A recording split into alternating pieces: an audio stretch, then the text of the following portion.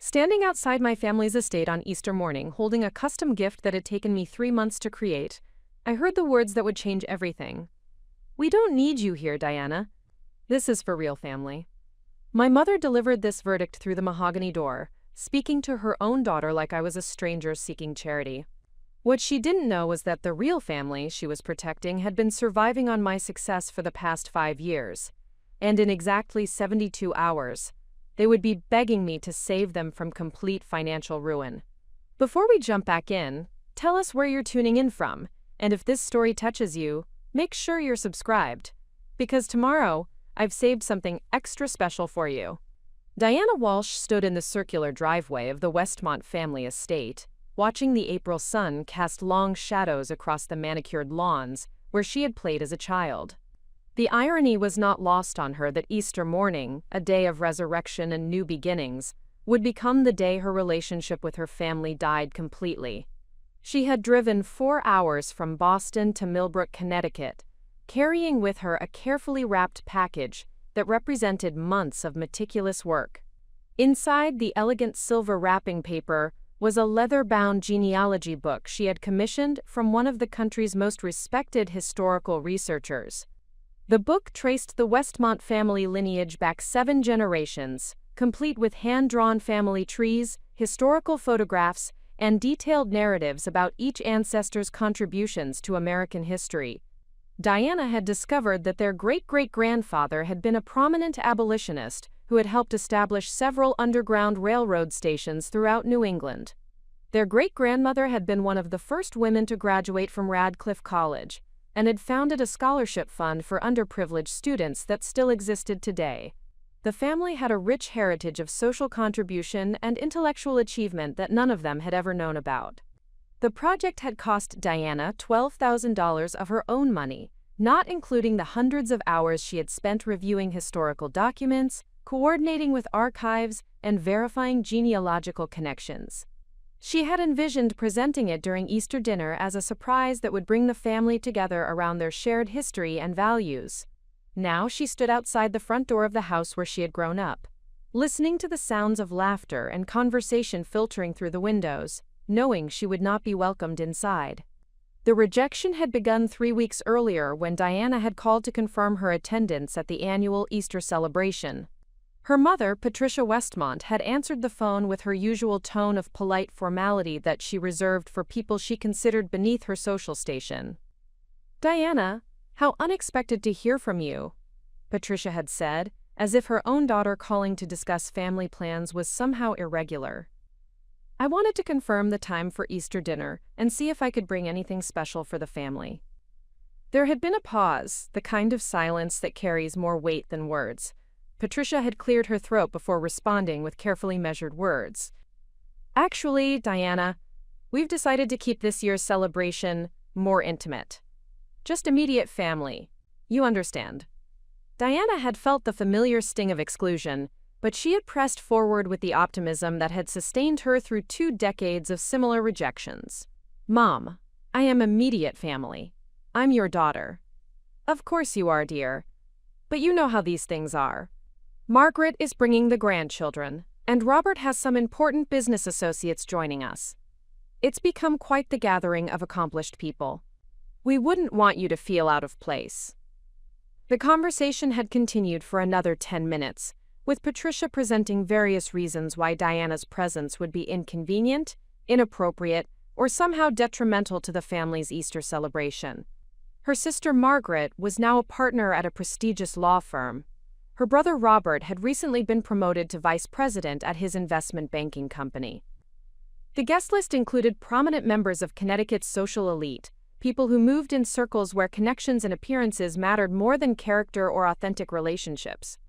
Diana, in her mother's estimation, simply did not fit the image the family wanted to project. She was unmarried at 34, lived in a modest apartment rather than an impressive estate, and worked in what Patricia dismissively called creative pursuits rather than traditional professional careers. What Patricia Westmont did not understand was that her daughter's creative pursuits had made Diana one of the most successful, independent documentary producers in the Northeast. Operating under her professional name, Diana Walsh Productions, She had created award-winning documentaries for major networks, streaming platforms, and educational institutions. Her work had been featured at Sundance, had won 2 Emmy nominations, and had generated millions in revenue over the past 5 years. More importantly for the family's current circumstances, Diana had been quietly managing significant financial responsibilities that kept the Westmont estate operational and maintained the family's comfortable lifestyle. Through a series of carefully structured arrangements, she had been covering property taxes, maintenance costs, and various family expenses, while allowing her parents and siblings to believe their lifestyle was sustained by their own success. The arrangement had begun during the 2008 financial crisis, when the family's investment portfolio had collapsed and her father's real estate development business had nearly gone bankrupt. Diana had stepped in with financial assistance, but she had structured the help in ways that preserved her family's pride and dignity. Property tax payments were handled through anonymous trust arrangements. Maintenance and utility costs were covered through what appeared to be advantageous service contracts that Diana had negotiated using her business connections. Major repairs and renovations were funded through what the family believed were insurance settlements or municipal improvement programs. For 5 years, Diana had been the invisible foundation supporting everything the Westmont family had built their identity around: the estate that hosted their social gatherings, the lifestyle that maintained their status in Connecticut society, and the financial security that allowed them to pursue their careers without worry about basic expenses, had all been sustained by the daughter they considered insufficiently accomplished to join their Easter celebration. Standing in the driveway on Easter morning, Diana had made one final attempt to bridge the gap between her family's perception and reality. She had rung the doorbell and waited for someone to answer, rehearsing in her mind how she would present the genealogy book and perhaps use the moment as an opportunity to rebuild their relationship. Margaret had opened the door, dressed in an elegant Easter outfit that probably cost more than most people earned in a month. Her expression had shifted from mild curiosity to obvious discomfort when she saw Diana standing on the front steps. "Diana, what are you doing here?" "Mom said," she explained, "that today wasn't appropriate for you to visit. I have something special for the family. A gift that I think everyone would appreciate, especially today." Margaret had glanced over her shoulder nervously, as if Diana's presence was creating some kind of emergency that required careful management. "This really isn't a good time. We have guests, and Mom has planned everything very carefully. Your being here would complicate things." Before Diana could respond, Patricia Westmont had appeared behind Margaret, her face set in the expression of polite but firm authority that Diana remembered from childhood encounters with unwelcome salespeople or solicitors. "Diana, I thought we discussed this on the phone. This gathering is for established family members and their appropriate guests. You simply don't fit the dynamic we're trying to create today." The words had landed like physical blows. Established family members. As if Diana's relationship to the family was somehow provisional or uncertain. As if 34 years of being Patricia Westmont's daughter could be revoked based on social considerations. Diana had held up the wrapped package, making one final attempt to demonstrate her value and belonging. "I spent months creating something special for our family history, something that I think would mean a lot to everyone, especially the grandchildren. It shows them where they come from and what our ancestors accomplished." Patricia's expression had not changed. If anything, it had become more resolute. "That's very thoughtful, Diana, but we don't need you here today. This is for real family. People who have built something meaningful with their lives. People who contribute to society in ways that matter." The door had closed with quiet finality, leaving Diana alone in the driveway with her gift, and the devastating realization that her own mother had defined her as something other than real family. Diana had walked slowly back to her car, placed the genealogy book carefully in the passenger seat, and sat in silence for several minutes while processing what had just occurred. Through the windows of the house, she could see figures moving around the dining room, preparing for a celebration that would proceed as if she had never existed. The drive back to Boston had given Diana 4 hours to think about her relationship with her family, her role in their lives, and her own identity independent of their approval or recognition. By the time she reached her apartment, She had made several important decisions about how she would respond to this rejection. The first decision was to stop the anonymous financial support that had been sustaining the family's lifestyle. The second was to withdraw from all the behind-the-scenes assistance she had been providing for various family business ventures and social obligations. The third was to redirect her energy and resources toward people and projects that genuinely valued her contributions. Diana spent the remainder of Easter Sunday reviewing financial documents, legal arrangements, and business contracts that connected her to various aspects of her family's life. The scope of her involvement was more extensive than she had realized. Property management, insurance policies, business loans, investment accounts, tax strategies, and estate planning all had Diana's fingerprints on them in ways that had been designed to remain invisible to the family. Unwinding these arrangements would take time and careful coordination, but Diana was methodical by nature and had built her career on managing complex projects with multiple moving parts. She began creating a timeline for gradually removing her support systems while ensuring that the process would not create legal complications or immediate hardships that might harm innocent parties. What Diana did not anticipate was that her family's financial situation was more precarious than anyone realized, and that removing her support would trigger a crisis much more quickly than she had planned. Within 72 hours of the Easter rejection, events would unfold that would force the Westmont family to confront exactly how much they had been depending on the daughter they had declared unnecessary. Preparing and narrating this story took us a lot of time, so if you are enjoying it, subscribe to our channel. It means a lot to us. Now back to the story. The phone call would come on Wednesday evening while Diana was editing footage for a new documentary about successful women entrepreneurs who had overcome family opposition to build meaningful careers. The irony would not be lost on her that she was literally working on a story about her own experience when her mother's name appeared on her caller ID for the first time in months. Patricia Westmont's voice would carry a tone Diana had never heard before. Not the polite formality or the dismissive authority, but something approaching desperation. "Diana, we need to talk. Something terrible has happened, and we need your help." But that conversation was still 3 days away. On Easter Sunday evening, Diana Walsh sat in her Boston apartment, surrounded by the evidence of her successful career and the financial records that documented her family's dependence on her invisible support. For the first time in her adult life, she was planning a future that did not include trying to earn her family's approval or acceptance. The genealogy book sat on her dining room table, its silver wrapping paper catching the light from her apartment windows. Inside those pages was proof that the Westmont family had always been defined by individuals who stood up for principle, who contributed to society despite opposition, and who measured success by the positive impact they made on the world. Diana realized that in rejecting her, her family had actually freed her to become the person her ancestors would have been proud of.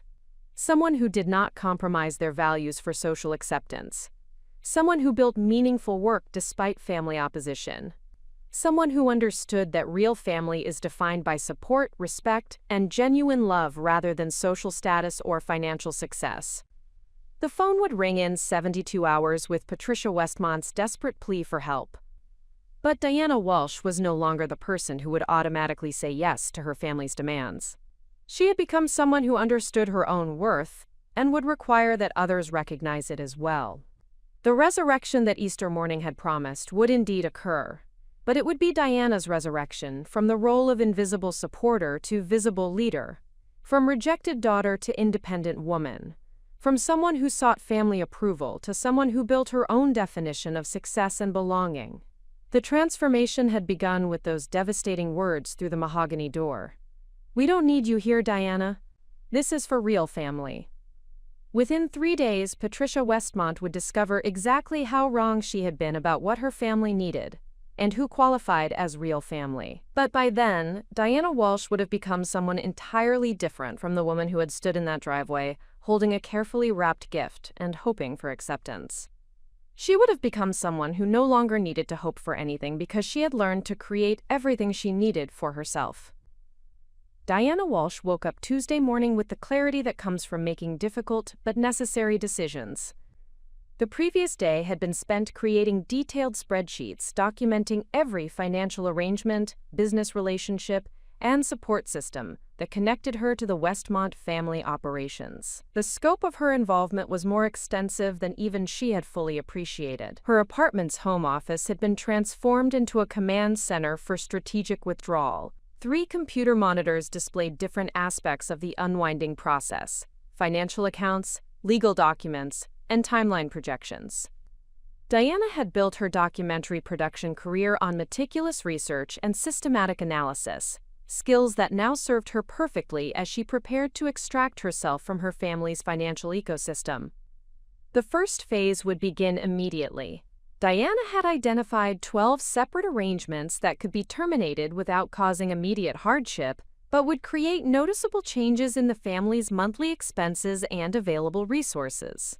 Property management services, insurance premium assistance, utility subsidies, and maintenance contracts would all be modified or canceled over the next 30 days. The second phase, involving more significant financial commitments like property tax support and major maintenance reserves, would be phased out over 60 to 90 days. This timeline would provide the family with sufficient notice to make alternative arrangements, while ensuring that Diana was not responsible for any emergency situations that might arise. The third phase would address the most complex arrangements, including business loan guarantees, investment account backing, and estate planning structures that had Diana's financial commitments embedded within them. These would require legal assistance to unwind properly and might take up to 6 months to complete. Diana had contacted Marcus Rivera, the attorney who handled her business legal requirements, and scheduled a meeting for Wednesday morning to discuss the process of extracting herself from various family financial obligations without creating legal liability or immediate crisis situations. What Diana did not anticipate was how quickly her family's precarious financial situation would become evident once her support systems were removed. The Westmont family's appearance of prosperity was more dependent on her invisible assistants than anyone realized, including Diana herself. The first indication of trouble came Tuesday afternoon when Margaret called Diana's cell phone. This was unusual for several reasons. Margaret rarely initiated contact with Diana. They had not spoken since the Easter door incident 2 days earlier, and Margaret's tone carried an urgency that Diana had never heard before. "Diana, I need to ask you something, and I need you to be completely honest with me," Margaret began without any preliminary social conversation. "Of course. What is it? Have you been involved in any financial arrangements related to the family estate or mom and dad's expenses?" Quote, Diana felt her heart rate increase. Margaret was a partner at Morrison, Caldwell & Associates, one of Connecticut's most prestigious law firms. Her specialty was corporate financial law, which meant she possessed the expertise to recognize sophisticated financial structures and trace complex money flows. "Why are you asking, Margaret?" "Because I've been reviewing Mom and Dad's financial situation as part of some estate planning work, and there are discrepancies that don't make sense. Their monthly expenses significantly exceed their documented income sources, but somehow all their bills are being paid. Property taxes that should be creating financial stress are being handled through arrangements that I can't trace back to any family resources." Diana realized that Margaret's legal training had enabled her to identify patterns that their parents had never questioned. Patricia and Robert Westmont Sr. had simply accepted that their financial obligations were being handled efficiently, without investigating the mechanisms that made their comfortable lifestyle possible. "Margaret, this is complicated. Can we meet in person to discuss it?" "No, Diana. I need to understand this now. Are you financially supporting Mom and Dad without their knowledge?" The direct question required a direct answer. Diana had always prided herself on honesty, even when the truth was complicated or uncomfortable. "Yes, for the past 5 years I've been covering various expenses and providing financial assistance through arrangements designed to preserve their dignity and independence." The silence on the phone lasted nearly 30 seconds. Diana could hear Margaret processing this information and its implications for everything their family had believed about their financial security and independence.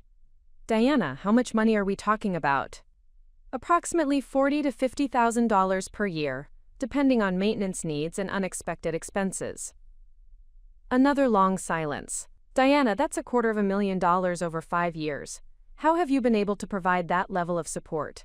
Diana explained her documentary production success, her business revenue streams, and her decision to use her financial resources to help family members who had experienced difficulties during the economic downturn years earlier. Margaret's response was not what Diana expected. Diana, I need you to continue whatever arrangements you have in place, at least until we can figure out alternative solutions. Mom and Dad have no idea how dependent they've become on your support, and if it disappears suddenly, they could face serious financial difficulties. Margaret, I was excluded from Easter dinner 2 days ago because I wasn't considered real family. Mom told me that this gathering was for people who have built something meaningful with their lives and contribute to society in ways that matter. I've been contributing in ways that none of you understood, and I was dismissed as irrelevant. Margaret's voice shifted to the tone she typically used during difficult legal negotiations. Diana, I understand you're hurt by what happened Sunday. But this is bigger than hurt feelings. We're talking about Mom and Dad potentially losing the house they've lived in for 30 years. Then perhaps it's time for them to understand the reality of their financial situation and make appropriate adjustments. Diana, you can't just abandon them. They're family. The irony was not lost on Diana that Margaret was now emphasizing family obligations after participating in Diana's exclusion from the family Easter celebration. The definition of family seemed to shift based on convenience and need, rather than consistent principles of loyalty and support. Margaret, I was told Sunday that I wasn't real family, that I didn't belong with people who had accomplished meaningful things. Now you're telling me I have family obligations that prevent me from making independent decisions about my own financial resources. Those are two completely different situations, Diana. No, they're not. They're the same situation viewed from different perspectives, based on what the family needs from me at any given moment. The conversation continued for another 20 minutes, with Margaret alternating between legal arguments about family responsibilities and emotional appeals about their parents' welfare. Diana listened carefully but remained committed to her decision to withdraw her financial support gradually and systematically. After the call ended, Diana realized that the family's financial dependence on her was more severe than she had understood. Margaret's panic suggested that removing Diana's support would create immediate and serious consequences rather than the manageable adjustment period Diana had envisioned. This realization led Diana to call Robert Jr., her brother, to gauge his awareness of the family's financial situation. Robert worked as a vice president at Hartwell Investment Management, which gave him sophisticated understanding of financial planning and wealth management. Robert's phone went straight to voicemail, which was typical. Diana left a message asking him to call her about a family financial matter that required his expertise and attention. The return call came 6 hours later, at 9:30 Tuesday evening. Diana, what's this about family finances? Margaret called me earlier saying something about financial arrangements and support systems. She seemed upset, but I couldn't understand what she was talking about. Diana explained the situation to Robert, providing the same information she had shared with Margaret about her role in supporting their parents' expenses over the past 5 years. Robert's reaction was different from Margaret's legal panic. As someone who worked in wealth management, he immediately understood the implications of what Diana was describing. Diana, are you telling me that you've been subsidizing Mom and Dad's entire lifestyle without any of us knowing about it? Not their entire lifestyle, but significant portions of their major expenses, yes. And you're planning to stop this support? I'm planning to withdraw gradually over the next several months, yes. Quote, Robert's tone shifted to something Diana recognized from his professional dealings. The voice he used when delivering bad news to clients about their financial situations. Diana, based on what you're telling me, Mom and Dad are going to face a financial crisis that could result in bankruptcy or forced sale of the estate. Their monthly expenses exceed their income by thousands of dollars, and they have no reserve funds or alternative income sources to compensate for losing your support. Then perhaps it's time for them to adjust their lifestyle to match their actual financial resources. Diana, they're in their 70s. People their age don't adjust their lifestyles. They lose everything and become dependent on family members for basic support. If you withdraw your financial assistance, you'll be forcing them into a situation where they'll need even more help from us, not less. Robert's argument was essentially that Diana's financial independence would create greater family obligations rather than fewer ones. The logic was that she had no choice but to continue supporting their parents because the alternative would be more disruptive and expensive for everyone involved. Robert, I was told Sunday that I'm not real family, that I don't belong with people who have accomplished meaningful things. Now you're arguing that I have permanent financial obligations to people who don't consider me worthy of sharing a holiday meal with them. Diana, you're being unreasonable. What happened Sunday was unfortunate, but this is about Mom and Dad's basic security and welfare. The conversation continued along similar lines, with Robert alternating between financial analysis and family obligation arguments. Like Margaret, he seemed unable to understand that Diana's decision was based on principle rather than emotion, and that her withdrawal of support was intended to create clarity about family relationships, rather than punishment for specific incidents. After Robert's call, Diana sat in her apartment looking out at the Boston skyline and processing what she had learned about her family's financial situation and their response to her decision to withdraw support. Both Margaret and Robert had contacted her within hours of beginning the process of unwinding her financial arrangements. This suggested that the family's dependence on her support was more immediate and visible than she had realized. It also indicated that her siblings were more aware of the family's financial vulnerabilities than their parents were. Most significantly, both siblings had responded to the crisis by demanding that Diana continue her support, rather than acknowledging that their treatment of her had been inappropriate or unfair. Neither had mentioned the Easter incident or suggested that the family owed Diana an apology or explanation for her exclusion. Diana realized that her family viewed her as a financial resource rather than a family member. Her value was measured entirely by her ability to solve problems and provide support, not by any intrinsic worth as a person or daughter or sister. This understanding was both devastating and liberating. Devastating because it confirmed that her family's lack of respect and appreciation was not based on misunderstanding or communication problems, but on a fundamental view of her as a utility rather than a person. Liberating because it freed her from any remaining obligation to seek their approval or acceptance. Diana spent Wednesday morning in her attorney's office, discussing the legal implications of withdrawing from various financial commitments and family business arrangements. Marcus Rivera was experienced in complex business dissolutions and family financial disputes, and he provided clear guidance on how Diana could extricate herself while minimizing legal risks and potential complications. Diana, based on what you've described, you've been functioning as an anonymous family trust for the past 5 years. The arrangements you've created are legally sound, but they're also entirely voluntary. You have no legal obligation to continue this support, and you can terminate these arrangements at any time with appropriate notice. What constitutes appropriate notice in this situation?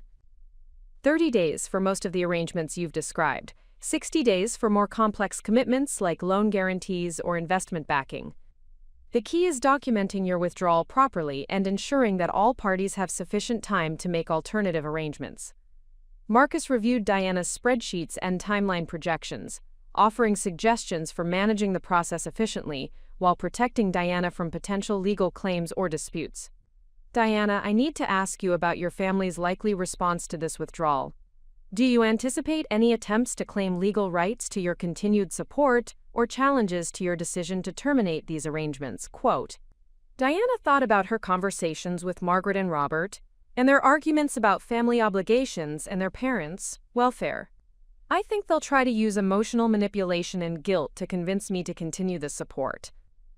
But I don't think they'll pursue legal action because that would require acknowledging the arrangements publicly, which would embarrass my parents and damage the family's social reputation. That's probably accurate. But, Diana, you should be prepared for the possibility that your family's financial situation is worse than you realize, and that your withdrawal of support could trigger more serious consequences than anyone anticipates. Marcus was right. Diana's careful analysis and gradual withdrawal timeline was based on assumptions about her family's financial resources and alternatives that might not reflect the actual situation.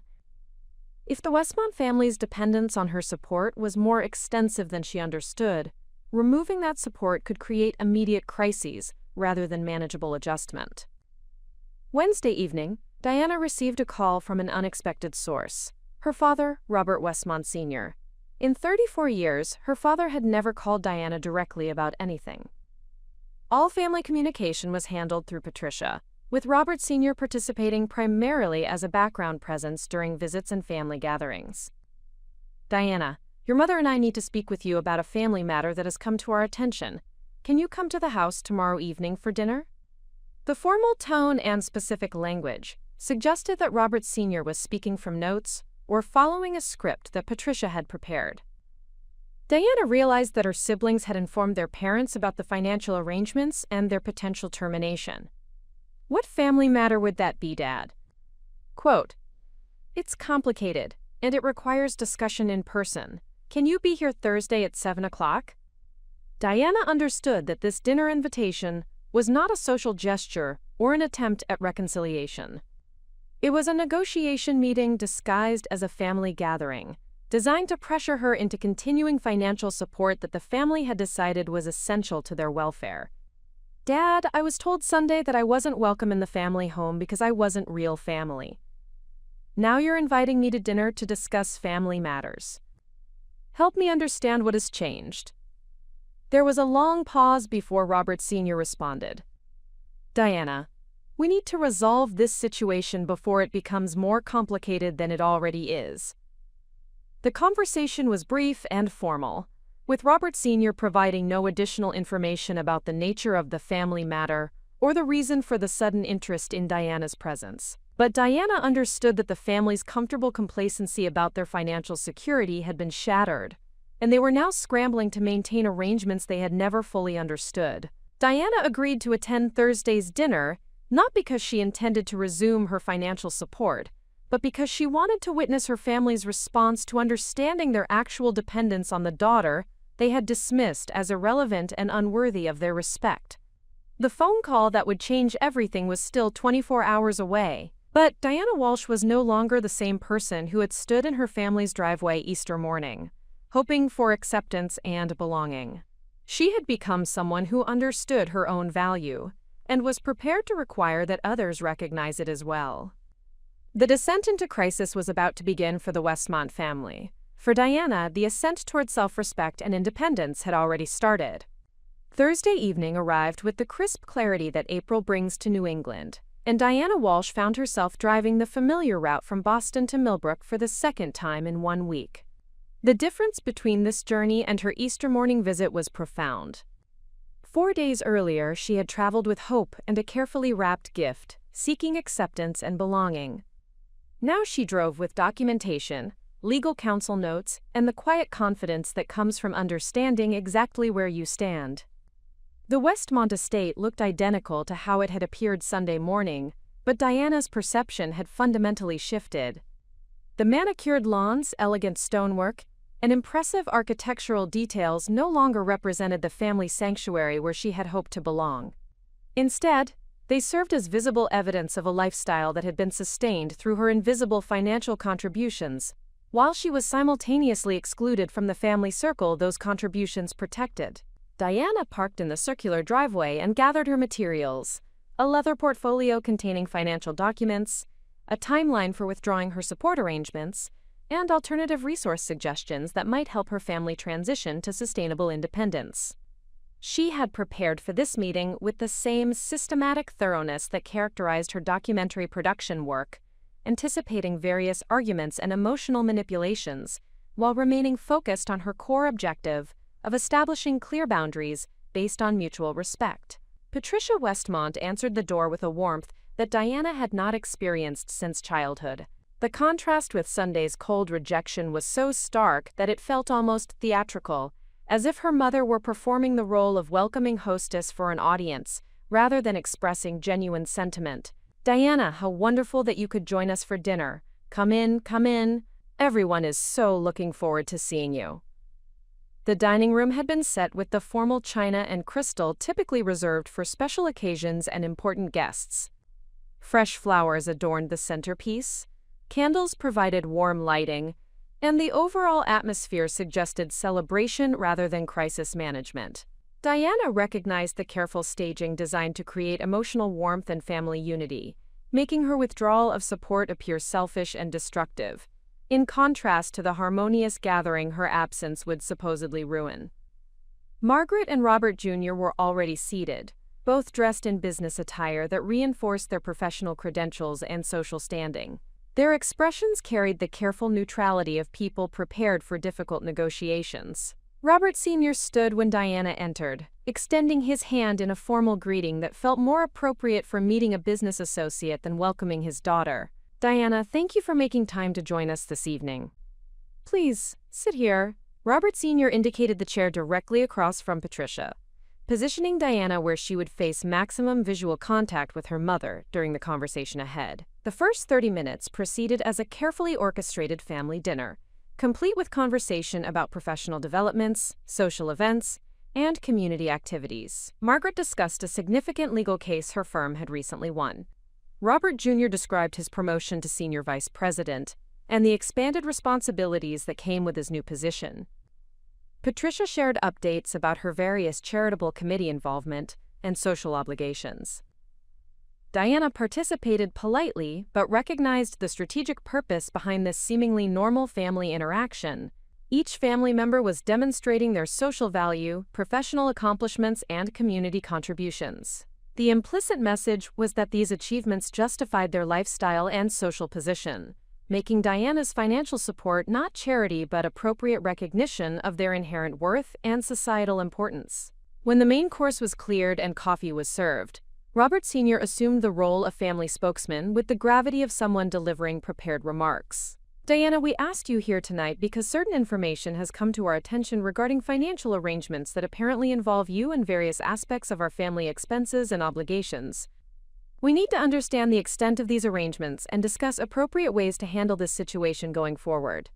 The formal language and passive voice construction were clearly intended to minimize the family's role in creating their financial dependence, while avoiding direct acknowledgement that Diana had been supporting them extensively without recognition or appreciation.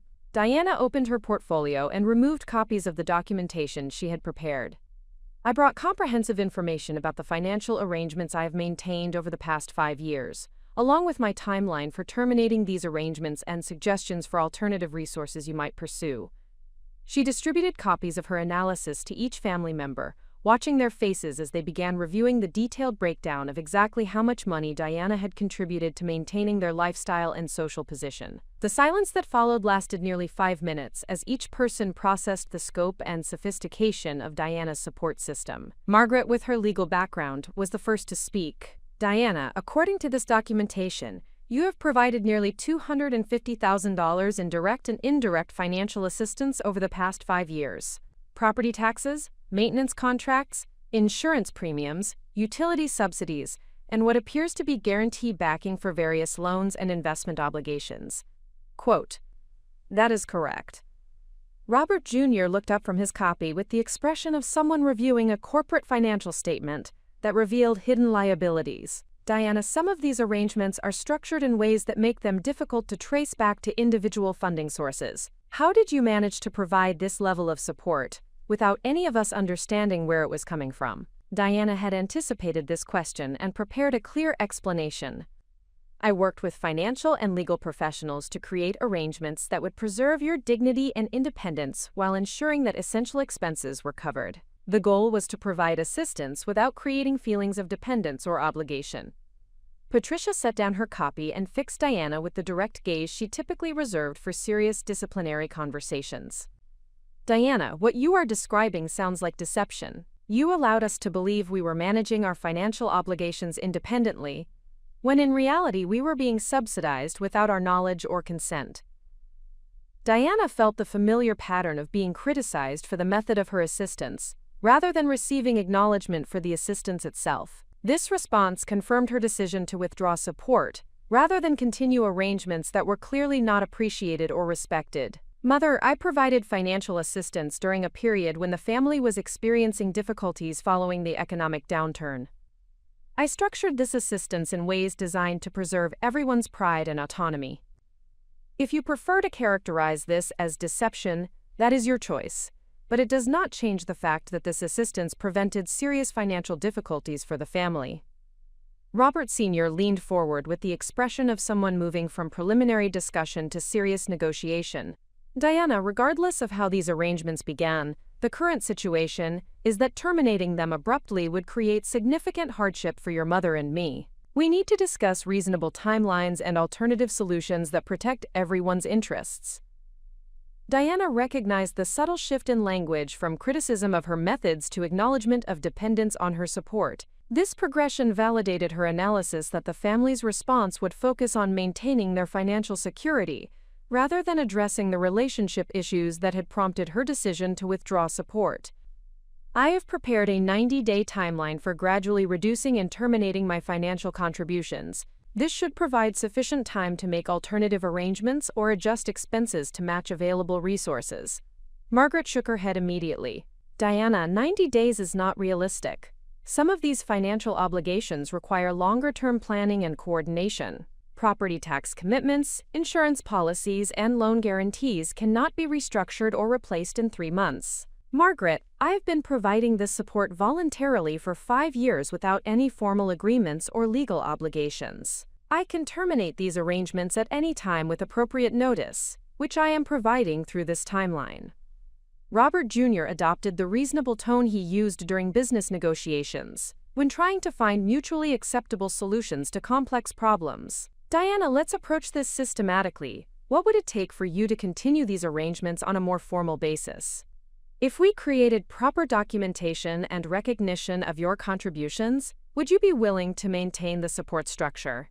Diana realized that Robert Jr. was attempting to convert her anonymous assistance into a formal family loan or investment arrangement, which would provide legal structure, while maintaining her financial obligation to the family. This approach would address the documentation concerns while perpetuating the fundamental dynamic that Diana was seeking to change. Robert, the issue is not the formal structure of these arrangements. The issue is that I was told Sunday that I am not real family and do not belong with people who have accomplished meaningful things in their lives. Now you are asking me to continue providing substantial financial support to people who do not consider me worthy of sharing holiday meals with them. The room fell silent as Diana's statement connected the Easter incident directly to her decision about financial support. Until this moment, the family had been treating these as separate issues, with the dinner exclusion being characterized as a social misunderstanding, while the financial arrangements were presented as a family business matter requiring practical solutions. Patricia responded first, with the tone of someone addressing an unreasonable interpretation of innocent events. Diana, what happened Sunday was unfortunate, but it was based on practical considerations about the social dynamic and guest list, not on any assessment of your worth or value as a family member. Mother, you specifically told me that the Easter gathering was for real family and people who have built something meaningful with their lives. You said I would not fit the dynamic you were trying to create with accomplished people. These were your exact words. Margaret attempted to provide legal precision to Patricia's explanation. Diana, you are taking those comments out of context. Mother was referring to the specific social situation and guest arrangements, not making general statements about your role in the family. Diana retrieved a small recording device from her portfolio and placed it on the table. I recorded our conversation Sunday morning because I wanted to ensure that I remembered your words accurately when I made decisions about my future relationship with the family. Would you like me to play the relevant portions? The appearance of recorded evidence shifted the dynamic immediately. Margaret and Robert Jr. exchanged glances that suggested professional concern about potential legal implications. Patricia stared at the device with the expression of someone realizing that her words had been preserved in a format that could not be reinterpreted or minimized. Robert Sr. spoke carefully, understanding that the conversation was now being documented. Diana, I think there may have been misunderstandings and miscommunications that have created unnecessary conflict. The important thing now is to find solutions that work for everyone involved.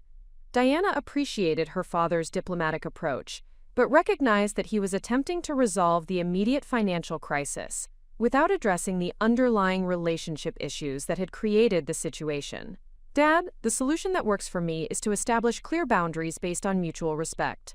I am willing to continue providing financial assistance to family members who treat me with the same consideration and respect they show to other people they value and appreciate. Patricia's response revealed the core of her perspective on the situation. Diana, you are asking us to pretend that Sunday never happened and continue as if everything is normal between us. But you cannot use financial support as leverage to control family relationships or force social acceptance. Diana realized that Patricia had fundamentally misunderstood her position. The issue was not using money to control relationships, but rather refusing to provide money to people who explicitly rejected relationship with her. Mother, I am not trying to control anything.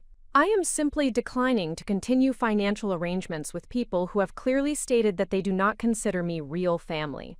If you want to redefine our relationship based on mutual respect and genuine appreciation, I am open to that discussion. But I will not continue being treated as a financial resource rather than a family member. The conversation continued for another hour, with various family members proposing compromise solutions that would maintain Diana's financial contributions while addressing her concerns about respect and recognition. These proposals included formal acknowledgement of her support, public recognition of her professional achievements, and guaranteed inclusion in future family events and celebrations. Diana listened carefully to each suggestion, but recognized that they all focused on managing her feelings rather than changing the fundamental family dynamic.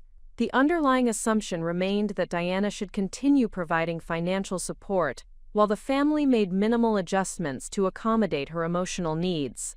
As the evening concluded, Diana presented her final position with the clarity that comes from thorough preparation and absolute certainty about principles. I appreciate everyone's willingness to discuss this situation, and I understand the financial implications of my decision. However, I will not continue providing financial support to people who fundamentally view me as a resource rather than a family member. You have 90 days to make alternative arrangements. I will honor existing commitments during this transition period, but I will not enter into any new financial obligations or extend any current arrangements beyond the specified timeline. Diana gathered her materials and prepared to leave, but Patricia made one final attempt to maintain the family's financial security.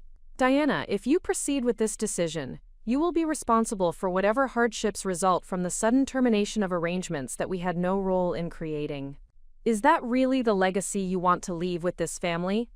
Quote, Diana paused at the dining room entrance and looked back at her mother with the calm expression of someone who had finally achieved complete clarity about their situation.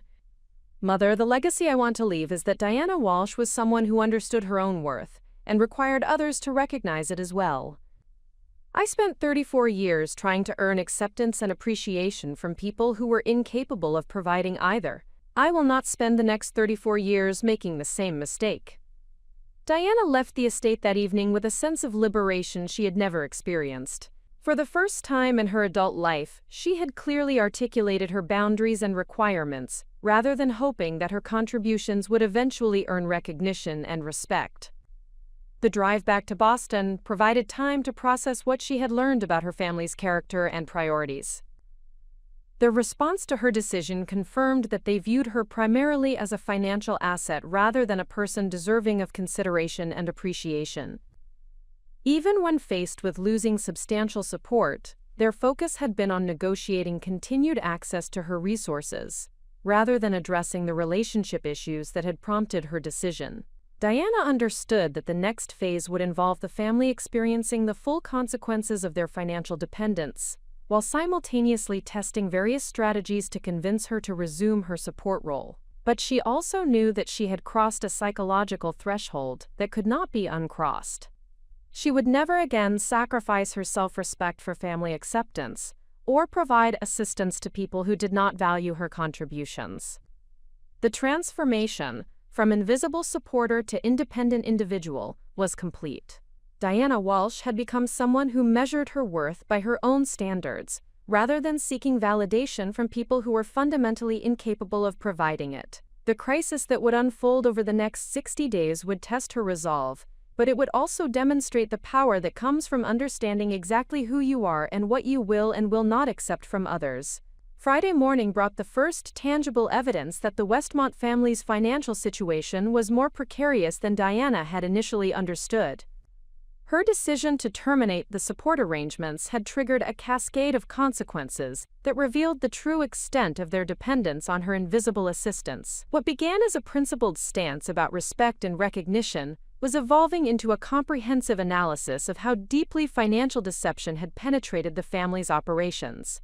Diana received the first indication of crisis at 7:30 a.m. when her business phone rang with a call from Hartford Municipal Services, the city department responsible for property tax collection and enforcement. The caller identified himself as Thomas Mitchell, a senior collections officer who had been trying to reach the Westmont family about overdue property tax obligations. Ms. Walsh, we have your contact information listed as the designated representative for the Westmont Estate property tax account. We need to discuss immediate resolution of outstanding obligations that are now 60 days past due.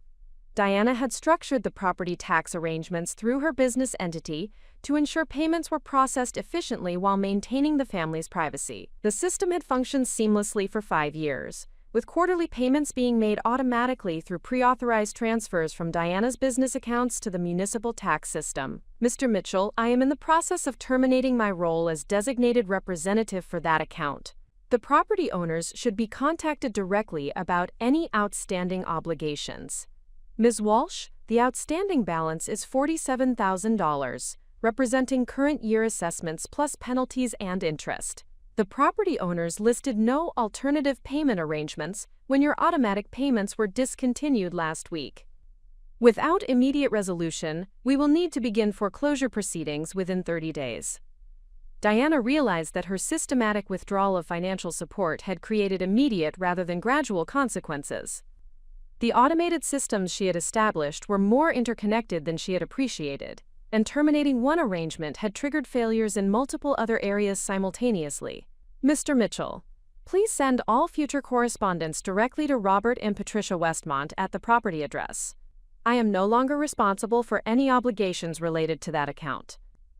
After ending the call, Diana understood that the 90-day transition timeline she had outlined during Thursday's dinner meeting was already proving unrealistic. Her family's financial obligations were structured in ways that required immediate attention rather than gradual adjustment, and the consequences of her withdrawal would be felt within days rather than months. The second indication of crisis came through Margaret's call at 9:15 a.m. Margaret's voice carried the controlled panic of someone managing multiple emergency situations simultaneously while maintaining professional composure. Diana, we need to meet immediately. The situation is more complex than any of us realized, and we have less than 2 weeks to prevent catastrophic consequences for Mom and Dad. Margaret explained that her review of the family's financial situation had revealed obligations and commitments that extended far beyond basic household expenses. Property taxes, insurance policies, loan guarantees, and business investment backing created a web of financial dependencies that could not be unwound gradually without triggering default situations and potential bankruptcy. Diana, according to the documentation I have been able to gather, you have been serving as collateral or guarantee backing for business loans, investment accounts, and insurance policies that total nearly $600,000 in potential liability. If your backing is withdrawn simultaneously, every one of these arrangements could be called in immediately.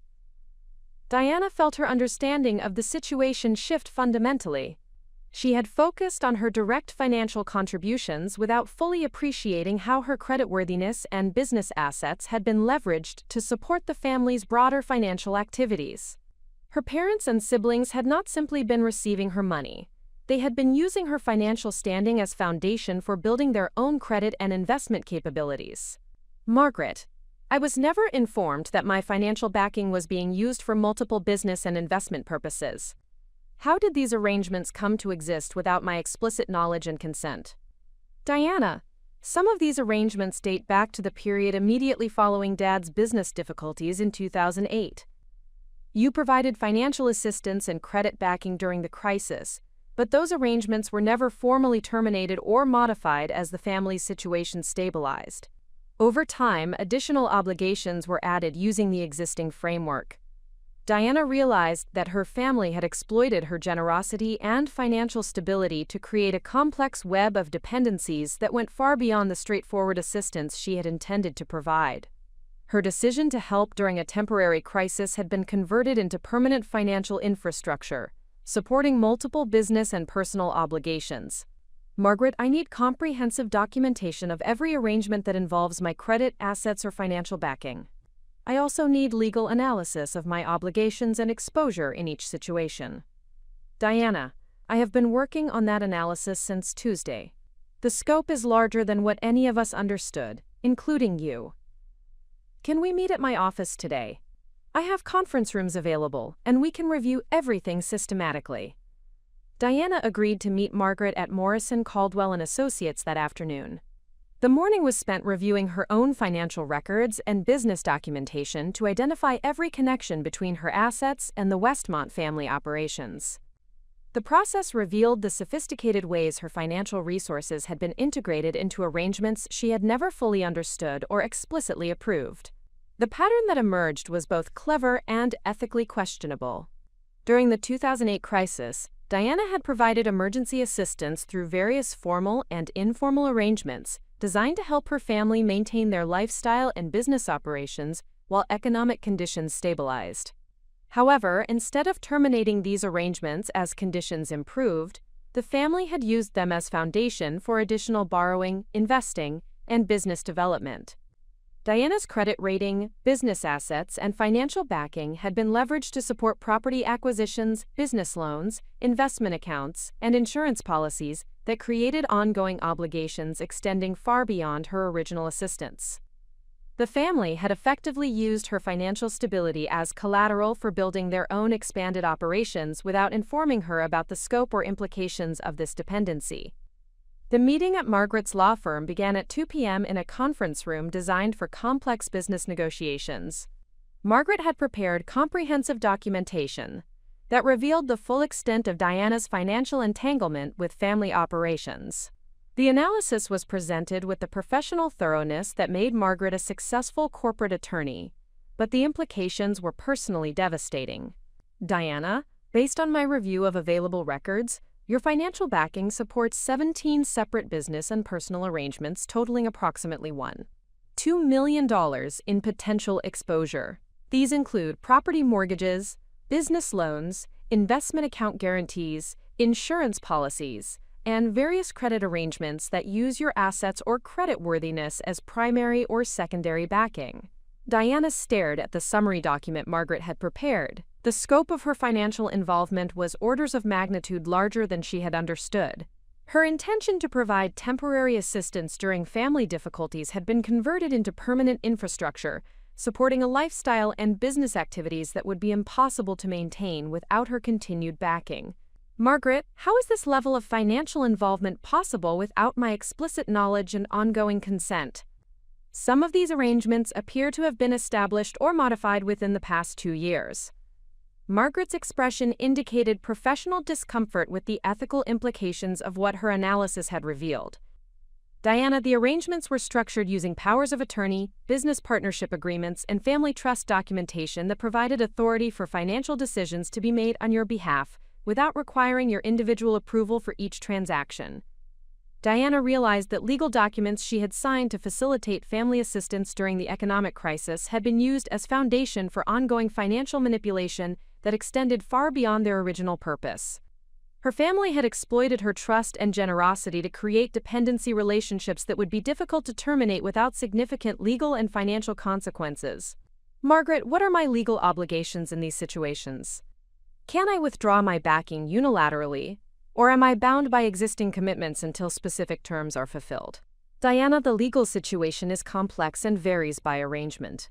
Some of these commitments can be terminated with appropriate notice, but others are structured as long-term guarantees that cannot be withdrawn without full satisfaction of underlying obligations. The total amount required to terminate all arrangements immediately would be approximately $800,000. Diana understood that her principled decision to withdraw family support had evolved into a complex legal and financial situation requiring sophisticated resolution strategies. Her family's dependence on her financial backing was not simply a matter of monthly assistance that could be terminated gradually. It represented fundamental infrastructure that would collapse without comprehensive replacement or full settlement of all obligations. Margaret, What happens if I decline to continue these arrangements and also decline to provide the funds necessary to terminate them immediately? Margaret consulted her legal analysis and spoke with the professional directness required when delivering serious consequences to clients.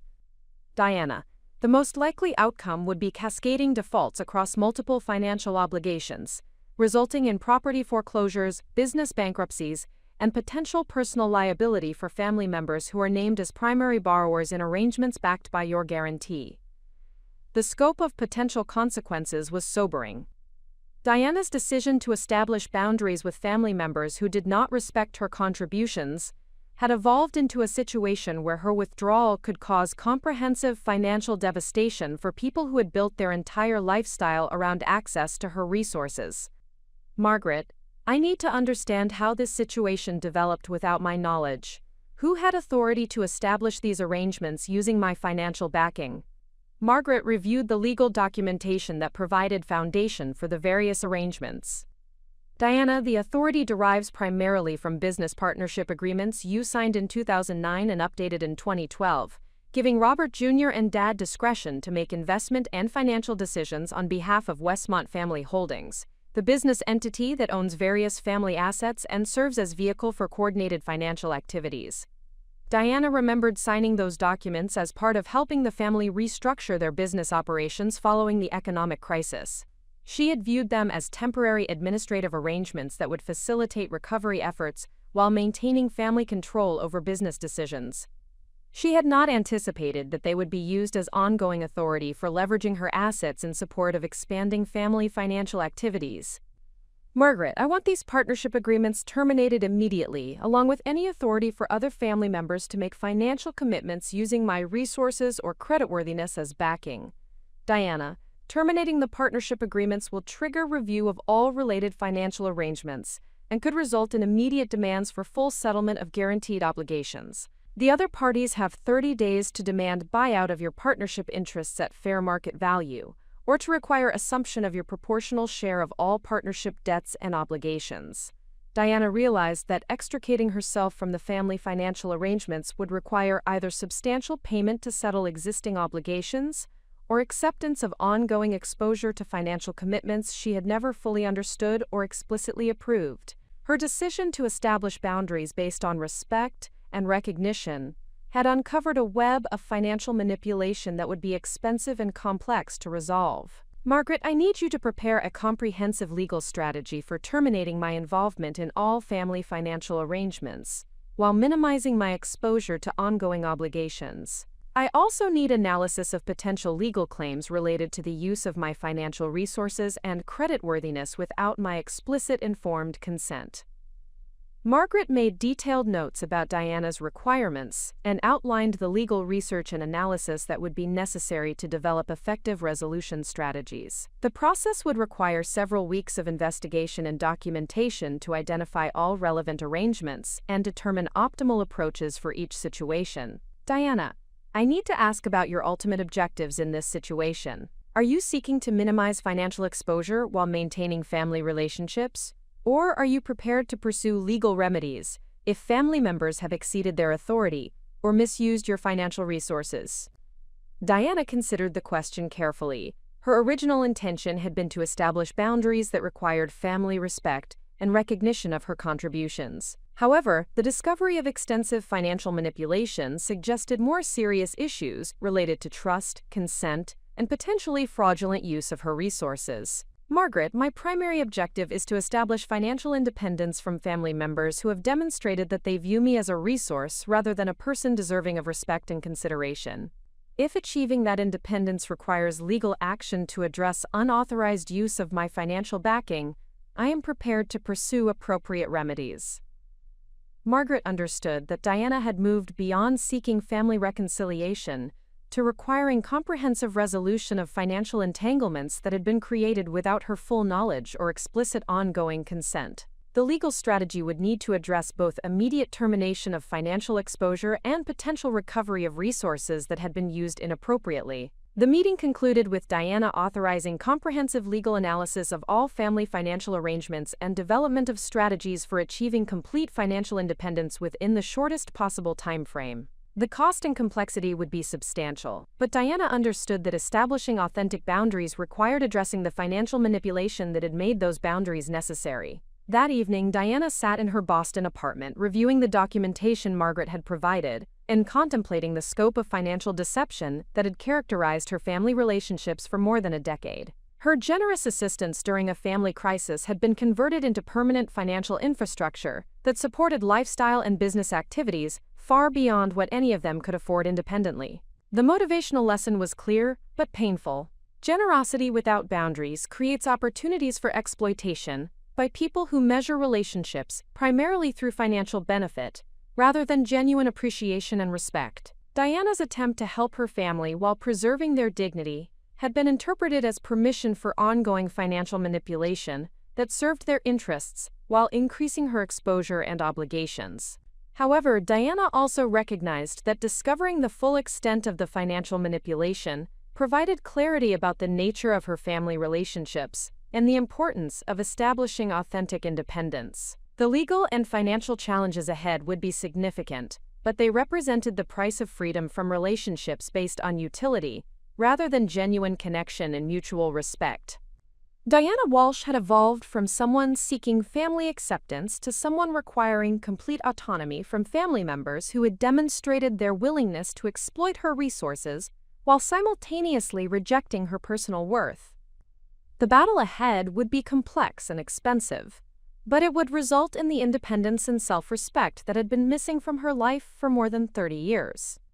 Monday morning brought an unexpected development that would fundamentally alter Diana's approach to resolving the complex financial entanglements with her family. The call came at 8:30 a.m. from Jonathan Hartwell, senior partner at Hartwell Strategic Advisory, one of Boston's most respected corporate investigation and asset recovery firms. His voice carried the professional authority that comes from decades of experience managing high-stakes financial disputes involving family businesses and personal wealth protection. Ms. Walsh, I received your contact information from Margaret Westmont, who mentioned that you might benefit from specialized assistance regarding complex financial arrangements and potential asset recovery issues. I have reviewed preliminary documentation that suggests your situation involves sophisticated financial structures that require careful analysis and strategic resolution.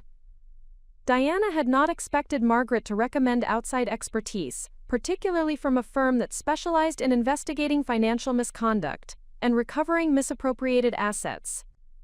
This development suggested that Margaret's legal analysis had revealed concerns that extended beyond simple family financial disputes into potential areas of professional misconduct or fraudulent asset manipulation. Mr. Hartwell, what specific aspects of my situation would fall within your firm's expertise? Jonathan's response demonstrated the thoroughness that had made his firm successful in complex corporate and family wealth disputes. Ms. Walsh, based on the preliminary information I have received, your situation appears to involve unauthorized use of personal creditworthiness and financial backing to support business and investment activities that may exceed the scope of documented agreements. These circumstances often involve questions of consent, disclosure, and fiduciary responsibility that require specialized investigation and resolution strategies. Diana understood that Jonathan was describing her family's financial activities in professional terms that suggested potential legal violations rather than simple family disagreements about money management. His firm's involvement indicated that the situation had evolved beyond personal relationship issues into areas that required corporate-level investigation and asset protection strategies. Mr. Hartwell, I would be interested in understanding how your firm would approach analyzing and resolving this type of situation. Ms. Walsh, our process begins with comprehensive forensic analysis of all financial arrangements, business structures, and asset transfers to determine the scope of unauthorized activities and identify potential recovery opportunities. We then develop strategic resolution plans that protect your interests while minimizing exposure to ongoing obligations and potential legal complications. Diana scheduled a meeting with Jonathan for Tuesday morning at Hartwell Strategic Advisory's offices in downtown Boston. The firm's reputation for handling complex family wealth disputes and corporate financial investigations provided confidence that her situation would receive the professional expertise and strategic thinking required for effective resolution. The Hartwell Strategic Advisory offices occupied 3 floors of a historic building in Boston's financial district, with conference rooms designed for confidential discussions involving sensitive financial matters. Jonathan Hartwell was a distinguished man in his early 60s who projected the quiet competence that comes from successfully managing complex disputes for wealthy families and major corporations throughout his career. Ms. Walsh, I have reviewed the documentation that Margaret Westmont provided, and I have identified several areas of concern that warrant immediate investigation and strategic response. Before we proceed, I need to understand your primary objectives in this situation and your tolerance for potential legal action against family members if such action becomes necessary to protect your interests. Diana appreciated Jonathan's direct approach to discussing the implications and potential consequences of pursuing comprehensive resolution of the financial manipulation she had discovered. His professional experience provided perspective on how family financial disputes typically evolved and the strategic considerations that determine successful outcomes. Mr. Hartwell, my primary objective is to achieve complete financial independence from family members who have demonstrated that they view me as a resource rather than a person deserving of respect and consideration. I am prepared to pursue whatever legal remedies become necessary to protect my assets and terminate my involvement in arrangements that were established or expanded without my explicit informed consent. Jonathan made detailed notes regarding Diana's objectives and tolerance for aggressive legal strategies. His questions and responses indicated familiarity with similar situations involving family members who had exploited trust relationships to create unauthorized financial obligations and dependencies.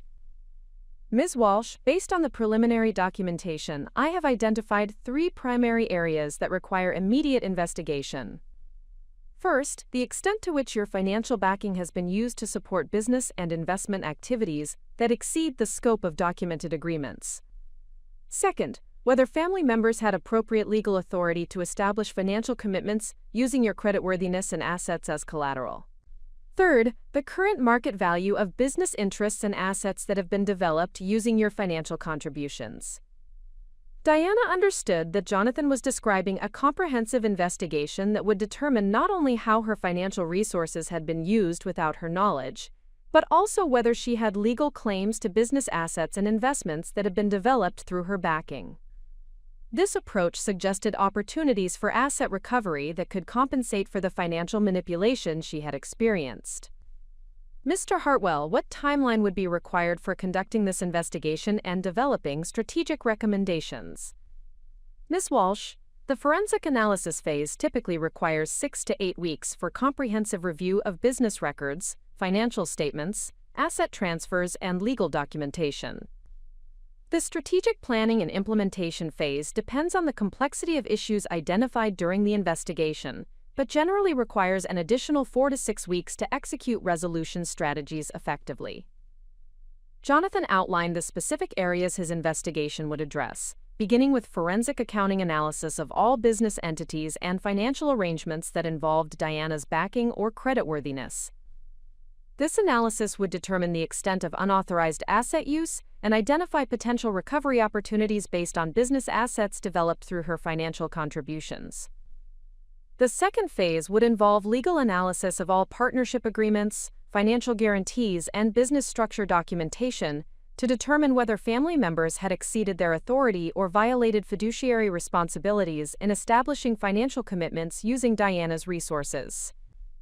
The third phase would focus on strategic resolution planning, developing approaches for terminating Diana's involvement in unauthorized arrangements, while maximizing asset recovery opportunities and minimizing ongoing exposure to financial obligations she had never explicitly approved. Ms. Walsh, I need to discuss the potential costs associated with this investigation and resolution process. Our fees for comprehensive forensic analysis and strategic resolution typically range from $75,000 to $125,000, depending on the complexity of issues identified and the scope of legal action required to achieve your objectives. Diana understood that professional resolution of sophisticated financial manipulation would require substantial investment in expert analysis and legal strategy. However, the potential asset recovery opportunities and the importance of achieving authentic financial independence justified the expense involved in comprehensive resolution. Mr. Hartwell, please proceed with the investigation. I want complete analysis of all financial arrangements and aggressive pursuit of asset recovery opportunities where appropriate. Jonathan provided Diana with engagement documentation and outlined the information gathering process that would begin immediately. His firm would require access to all financial records, business documentation, and legal agreements related to Diana's involvement in family financial arrangements over the past 15 years. Ms. Walsh, I need to advise you that this investigation will likely reveal information about family business activities and financial practices that may be disturbing or disappointing. Family members who have engaged in unauthorized use of financial resources often respond defensively when their activities are investigated professionally, and may attempt to characterize asset recovery efforts as vindictive or unreasonable. Quote, Diana appreciated Jonathan's warning about the emotional challenges that would accompany professional investigation of family financial manipulation. However, her experience with the Easter exclusion and the subsequent discovery of extensive unauthorized financial arrangements had already demonstrated that her family's priorities and character differed significantly from what she had previously believed. Mr. Hartwell, I understand that this process may reveal uncomfortable truths about family members I trusted. However, I have already learned that these relationships were based on utility rather than genuine connection and mutual respect. Discovering the full extent of financial manipulation will provide clarity about the nature of these relationships and the importance of establishing complete independence. The meeting concluded with Diana authorizing comprehensive investigation and aggressive pursuit of asset recovery opportunities where appropriate. Jonathan's professional expertise and strategic approach provided confidence that her situation would receive the thorough analysis and effective resolution strategies required for achieving authentic financial independence. Wednesday morning brought the first indication that Diana's decision to engage professional assistance was creating anxiety among family members who had previously viewed her concerns as manageable through negotiation and emotional manipulation. Margaret called at 7:45 a.m. with urgency that suggested developments had occurred since their meeting at Morrison, Caldwell & Associates. Diana, I need to know why you engaged Hartwell Strategic Advisory to investigate family financial arrangements. Their reputation for aggressive asset recovery and forensic analysis suggests that you are preparing for serious legal action against family members.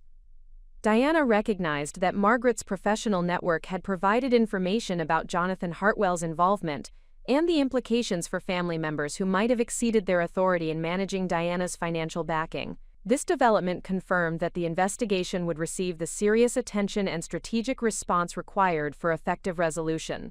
Margaret, I engaged professional assistance because the scope of financial manipulation I discovered requires expertise beyond what family negotiation can address effectively. I need comprehensive analysis of all arrangements that involve my financial resources and aggressive pursuit of asset recovery where appropriate. Diana, hiring forensic accountants and asset recovery specialists suggests that you believe family members have committed financial misconduct or fraud. These are serious accusations that could have legal consequences for people who are trying to help manage family business affairs during difficult economic circumstances. Diana understood that Margaret was attempting to reframe the unauthorized use of Diana's financial backing as well-intentioned family assistance rather than financial manipulation that exceeded documented authority and violated principles of informed consent. This response confirmed that family members understood the potential legal implications of their activities and were beginning to prepare defensive strategies. Margaret, the issue is not whether family members had good intentions, but whether they had appropriate authority to establish financial commitments using my creditworthiness and assets as backing without my explicit ongoing consent. Professional investigation will determine the extent of unauthorized activities and identify appropriate remedies. The conversation continued for another 15 minutes, with Margaret attempting to convince Diana that professional investigation was excessive and unnecessary for resolving what she characterized as family business disputes that could be addressed through internal negotiation and compromise. Her arguments suggested concern about potential legal exposure and asset recovery claims that could result from comprehensive forensic analysis. Thursday afternoon brought an unexpected development that validated Diana's decision to pursue professional investigation, rather than relying on family negotiations to resolve the financial manipulation she had discovered. Robert Jr. called to request an immediate meeting to discuss what he described as urgent business matters that required Diana's attention and approval before external investigators could complicate the resolution process. Diana, I need to discuss business partnership and financial arrangement modifications that could resolve your concerns about authority and consent while maintaining the family business structures that have been developed over the past several years. These modifications would provide formal recognition of your contributions and establish clear documentation of your role in ongoing business activities. Quote, Diana understood that Robert Jr. was proposing to legitimize previously unauthorized financial arrangements through retroactive documentation and formal recognition of her role in supporting business activities. This approach would address the consent and disclosure issues identified by professional investigation while maintaining the financial structures that supported family business operations. Robert, I am not interested in legitimizing arrangements that were established without my explicit knowledge and informed consent. I want complete termination of my involvement in family business activities and recovery of assets that have been developed using my financial contributions. Diana, the business assets and investment returns that have been developed through coordinated family financial activities represent millions of dollars in value that would be destroyed if partnership arrangements are terminated abruptly. These assets provide ongoing returns that benefit everyone involved, including you. Diana realized that Robert Jr. was revealing the extent of business assets that had been developed using her financial backing, information that had not been disclosed during previous family discussions about financial arrangements. This development confirmed that professional investigation was necessary to determine the full scope of asset recovery opportunities. Robert, I was never informed about business assets worth millions of dollars that were developed using my financial backing. This disclosure confirms that comprehensive investigation is necessary to determine the extent of unauthorized activities and my legal rights to assets that were developed through my contributions. The call concluded with Robert Jr. expressing concern about potential legal complications and asset recovery claims that could result from professional investigation of family business activities. His anxiety about external scrutiny suggested that forensic analysis would reveal additional financial manipulation beyond what Diana had already discovered through her own research and Margaret's legal review. That evening, Diana received a call from Jonathan Hartwell, providing an update on preliminary findings from his firm's investigation into the Westmont family financial arrangements.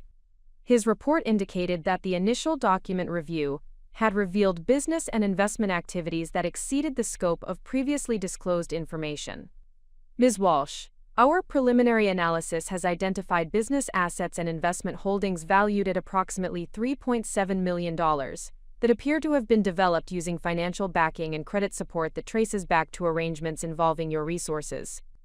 These assets were not referenced in the documentation you received from Margaret Westmont, suggesting that family members may not have provided complete disclosure about the scope of business activities supported by your financial contributions.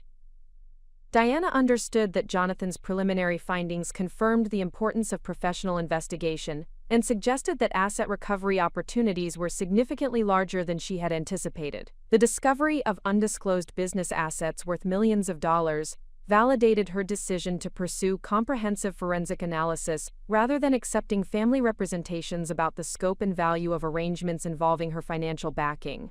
Mr. Hartwell, what implications do these preliminary findings have for asset recovery and termination of my involvement in family financial arrangements? Ms. Walsh, if our comprehensive analysis confirms that these business assets were developed using your financial contributions without appropriate disclosure and consent, you would have strong legal claims to proportional ownership or compensation based on the value of your contributions. The asset recovery potential could significantly exceed the costs associated with terminating your involvement in ongoing financial obligations. Jonathan's update provided the first indication that Diana's decision to establish financial independence from family members who had exploited her generosity could result in substantial asset recovery that would more than compensate for the costs and complexity of comprehensive resolution.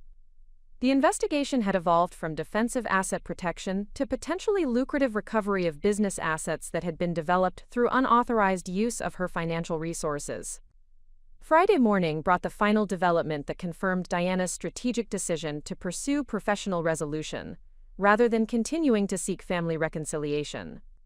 Patricia called at 6:30 a.m. with the desperate urgency of someone facing immediate crisis and running out of alternatives for avoiding serious consequences. Diana, we need to stop this investigation immediately. These people are threatening everything our family has built, and they are creating legal problems that could destroy all of us. You cannot allow strangers to attack your own family based on misunderstandings about business arrangements that were always intended to benefit everyone involved. Diana recognized that Patricia's panic represented acknowledgement that professional investigation had uncovered financial manipulation that could result in serious legal consequences for family members who had exceeded their authority in using Diana's financial resources. The desperate tone confirmed that comprehensive forensic analysis was revealing activities that family members had hoped would remain hidden or minimized. Mother, the investigation is revealing unauthorized use of my financial backing to develop business assets worth millions of dollars that were never disclosed to me. These are not misunderstandings about business arrangements. These are violations of trust and potentially fraudulent activities that require legal resolution. Patricia's response revealed the desperation of someone who had finally understood that her treatment of Diana at Easter had triggered consequences that threatened everything the family had built through unauthorized use of Diana's financial resources. Diana, please. We made mistakes and we are sorry. But you cannot destroy your entire family because of one difficult conversation. We need you, and we have always needed you. Please stop this investigation before it ruins everyone. Diana heard the words she had waited 34 years to hear from her mother. Acknowledgement of need, recognition of mistakes, and admission that the family had always depended on her contributions. However, these admissions came only after professional investigation had revealed the extent of financial manipulation and the potential consequences for family members who had exploited her generosity while simultaneously rejecting her worth as a person. Mother, you told me at Easter that you did not need me and that I was not real family. You spent 5 years using my financial resources to support business activities worth millions of dollars while excluding me from family gatherings and treating me as irrelevant to your lives. Professional investigation is simply revealing the truth about these relationships and ensuring appropriate resolution of financial arrangements that were established without my informed consent.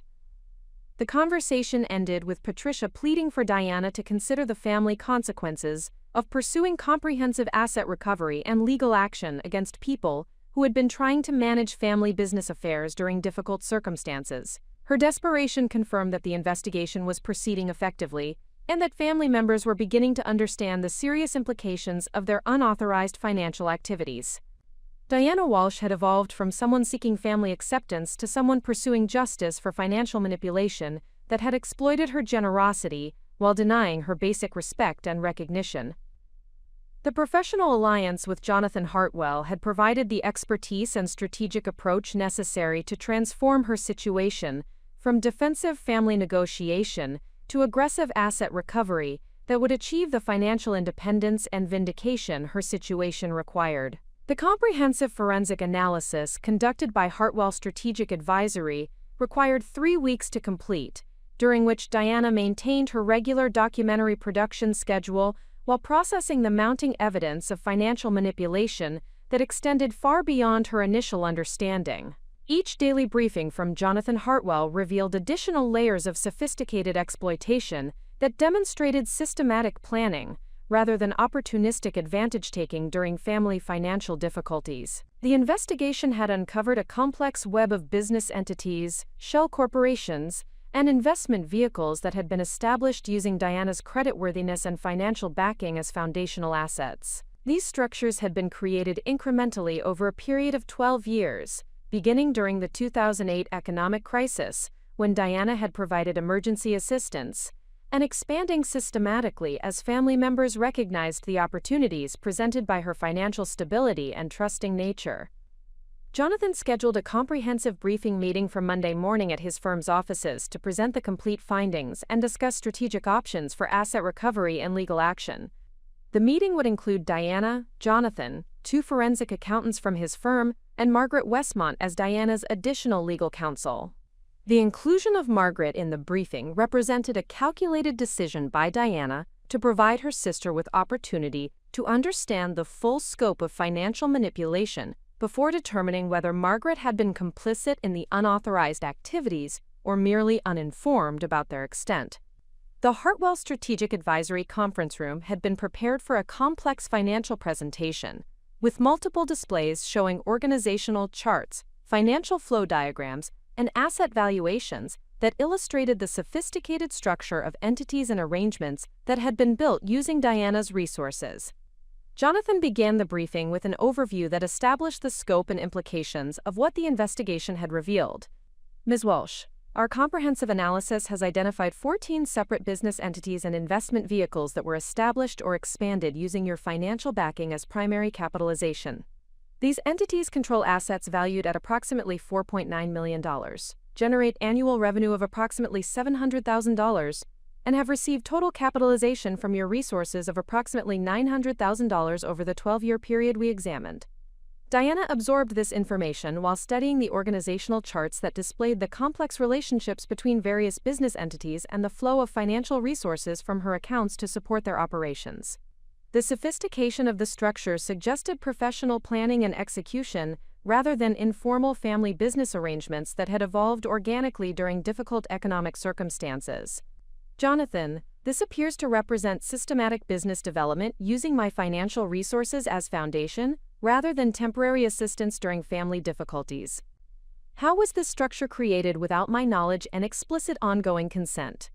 Dr. Sarah Chen, the lead forensic accountant on the investigation, provided detailed analysis of how the business structure had been established and expanded incrementally while maintaining Diana's invisibility to the overall architecture.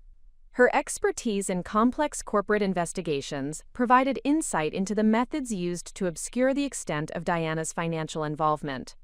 Ms. Walsh, the structure was created through a series of seemingly independent transactions and business formation activities that individually appeared reasonable and within documented authority, but collectively represented systematic exploitation of your financial resources to build a coordinated business empire. Each individual transaction was structured to avoid triggering disclosure requirements or consent obligations, while the cumulative effect created substantial unauthorized business development. Dr. Chen explained how the initial emergency assistance Diana had provided in 2008 had been used as seed capital for establishing Westmont Holdings LLC, a family investment entity that served as the foundation for subsequent business development activities. This entity had then leveraged Diana's creditworthiness and continued financial backing to secure additional loans, investment capital, and business partnerships that enabled rapid expansion of business operations across multiple sectors. The individual businesses controlled by Westmont Holdings include real estate investment properties, equipment leasing operations, consulting services, and technology licensing arrangements. Each business was established using partial funding from your financial backing, then expanded through additional borrowing that used your creditworthiness as collateral or guarantee backing. Diana studied the detailed financial statements that showed the performance and asset values of businesses she had inadvertently capitalized through her family assistance. Several of these businesses had become highly profitable operations that generated substantial ongoing revenue for family members, while requiring minimal ongoing management or operational involvement. Dr. Chen, what is the current fair market value of my proportional ownership interest in these business entities based on my financial contributions to their establishment and development? The second forensic accountant, Michael Torres, provided valuation analysis based on standard business appraisal methodologies and comparable transaction data for similar business operations. His calculations demonstrated that Diana's financial contributions had created business assets worth significantly more than the amount of money she had provided over the 12-year period. Ms. Walsh, based on conservative valuation methodologies, your proportional ownership interest in the business entities capitalized through your financial backing would be valued at approximately $2.4 million. This calculation reflects current asset values, accumulated earnings, and projected future revenue streams from established business operations. Diana realized that her financial contributions had been leveraged through sophisticated business development strategies to create assets worth nearly 3 times the amount of money she had provided. The family members she had assisted during their financial difficulties had used her resources to build a business empire that generated substantial ongoing income while maintaining her complete invisibility to the value she had helped create. Michael, does this valuation analysis account for the fact that these businesses would not have been possible without my financial backing serving as foundation capital and ongoing credit support? Ms. Walsh, our valuation analysis assumes that your financial contributions were essential to establishing and developing these business operations, and that fair compensation would reflect the full value created through leveraging your resources. Without your backing, these businesses could not have been established or sustained during their development phases. Jonathan provided legal analysis of Diana's rights and options for recovering the business assets that had been developed through unauthorized use of her financial resources. His assessment indicated that Diana had strong legal claims for either proportional ownership of existing business entities or monetary compensation equivalent to fair market value of her contributed capital. Ms. Walsh, the legal framework for asset recovery depends on whether you prefer to pursue ownership interests in existing business operations or monetary settlement that would provide immediate compensation while terminating your involvement in ongoing business activities. Both approaches have advantages and potential complications that we need to discuss. Diana considered the strategic implications of each approach while reviewing the business performance data and projected future earnings from the various entities that had been built using her financial backing. The businesses were professionally managed and highly profitable, suggesting that maintaining ownership interests could provide substantial ongoing returns on her involuntary investments. Jonathan, I am interested in recovering the maximum value from my financial contributions while achieving complete independence from family members who have demonstrated their willingness to exploit my resources without consent or recognition. Which approach would best achieve both objectives? Jonathan consulted with his forensic accounting team before responding with strategic recommendations that balanced asset recovery objectives with the complexity and potential duration of different resolution approaches. Ms. Walsh, pursuing monetary settlement would provide immediate compensation and clean separation from ongoing business involvement, but might not capture the full value of businesses that continue growing and generating returns. Pursuing ownership interests would provide ongoing participation in business success, but would require continued relationship with family members who serve as business managers and operational leaders. Diana understood that maximizing asset recovery might require accepting ongoing business relationships with family members whose treatment of her had prompted the investigation in the first place. This consideration required balancing financial optimization with personal autonomy and emotional well-being objectives that had motivated her original decision to establish boundaries with family members who did not respect her contributions.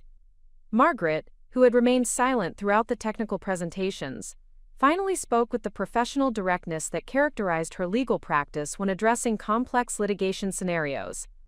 Diana, I need to discuss the potential consequences of pursuing aggressive asset recovery against family members who will characterize this action as vindictive litigation designed to destroy family relationships and business operations that provide income and employment for multiple people.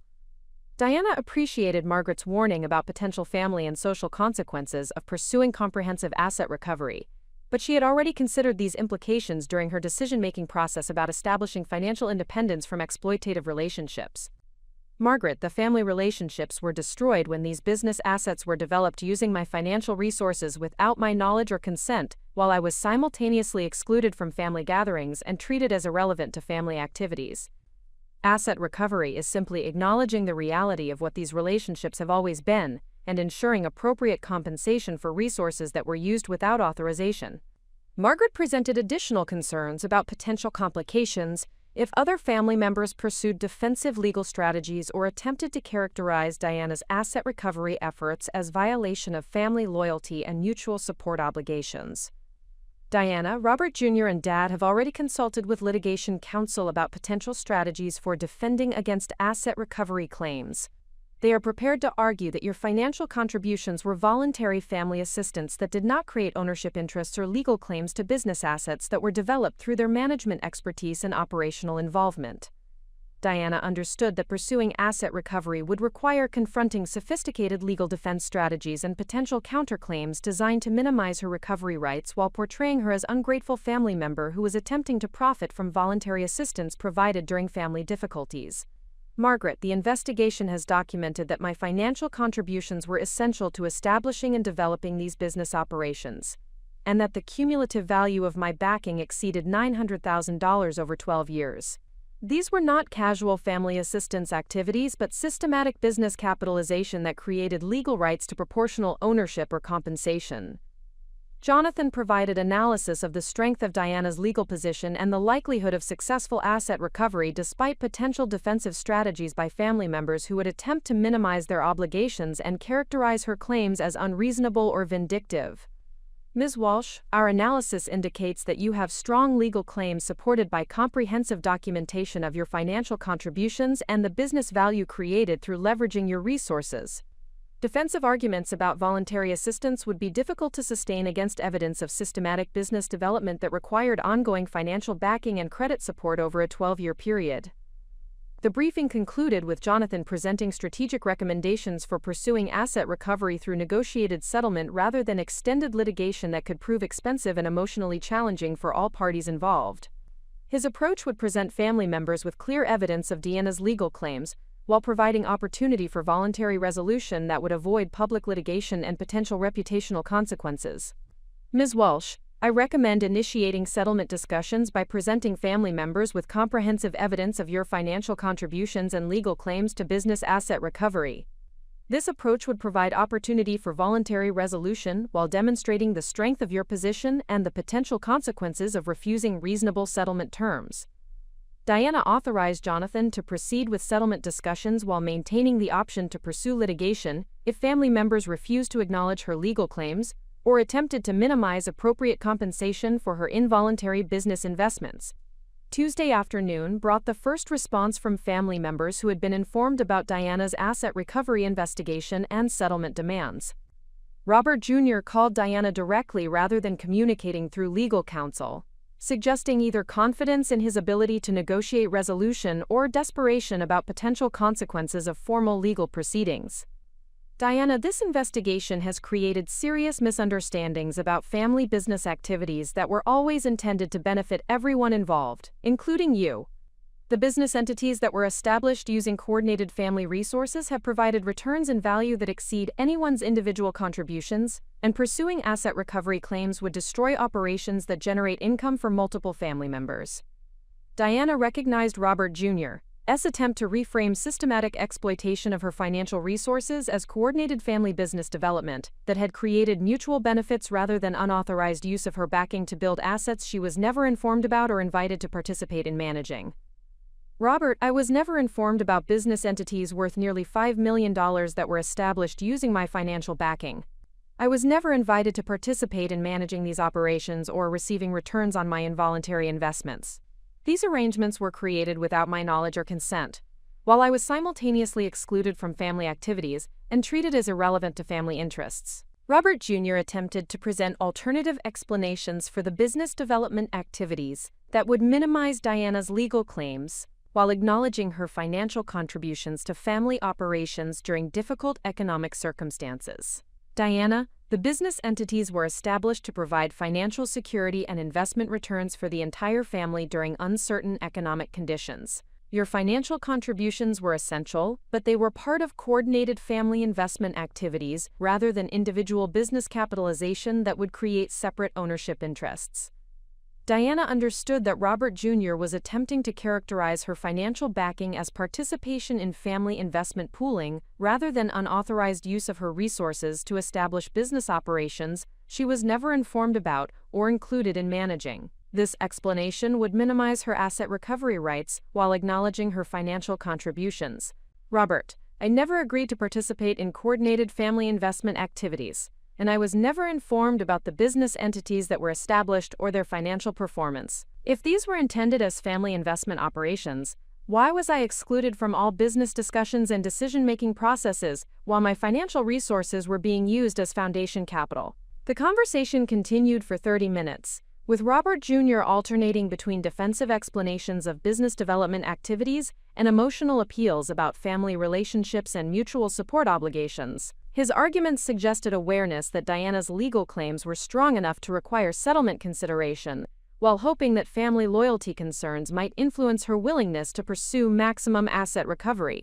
Wednesday morning brought a different approach from Patricia, who called Diana with the desperate tone of someone whose comfortable lifestyle and social position were threatened by potential consequences of asset recovery litigation that could expose the extent of financial manipulation and unauthorized business development. Diana, this investigation is destroying our family and creating legal problems that could ruin everyone involved.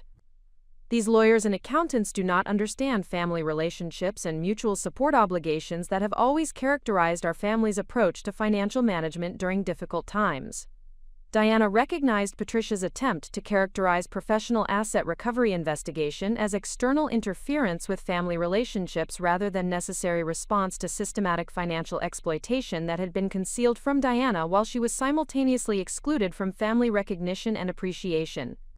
Mother, the investigation simply documented how my financial resources were used without my knowledge to establish business operations worth nearly $5 million while I was being told that I was not real family and did not belong with accomplished people. Professional analysis was necessary because family members were not providing honest disclosure about the scope of business activities supported by my backing. Patricia's response revealed the desperation of someone who had finally understood that casual treatment of Diana's financial contributions and personal worth had triggered consequences that threatened everything the family had built through unauthorized use of her resources. Diana, we made mistakes in how we handled family relationships and social situations, but you cannot destroy 30 years of family business development because of hurt feelings about holiday gatherings. These business operations provide income and employment for multiple family members who would be devastated by asset recovery litigation.